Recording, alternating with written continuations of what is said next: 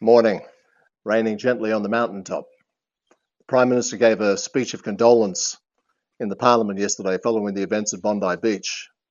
I found the words very hollow. Some say it was a good speech, maybe in some of the words used, but where were those words several years ago when they would really have counted and might have had an impact?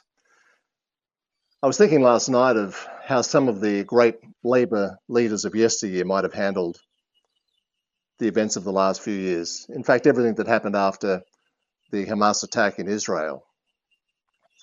What would they have done about the riots on the Opera House calling for the gassing of Jews? Where are the Jews, they cried. What would they have done about the protests and the celebrations of sections of the Muslim community in Lakemba the day after that massacre in Israel? You can't know for sure, but you think of people like Bob Hawke and Paul Keating and Kim Beazley, one of the best prime ministers we've never had. You don't know what they would have said, but you know the spirit they would have evoked. They would have supported the Jewish community unilaterally. They would have strongly condemned the behavior of those who protested against the Jewish community. They would have made clear the differentiation between what was happening in Israel and what was happening here.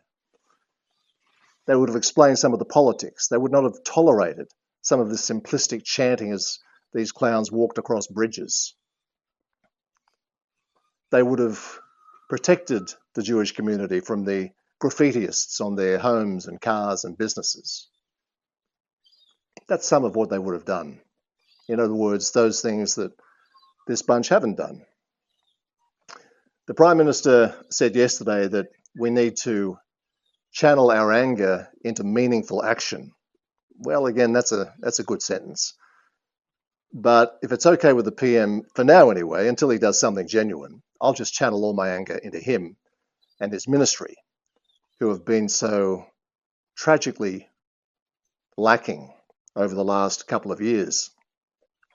The PM said yesterday as well that what happened at Bondi was beyond comprehension, which again is just nonsense. Many people, including sections of his own National Security Service, were warning him about this. I wrote it in a book 2 years ago.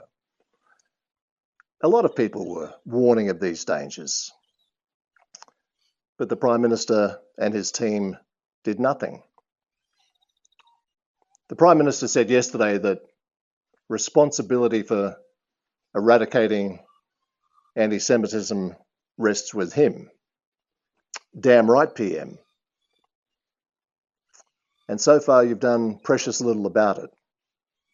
There was a book some years ago by a man called John Maxwell, and talking about leadership, he said, great leaders know and show the way.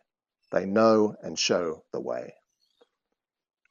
So far, PM, you're failing on both counts. Have a great day.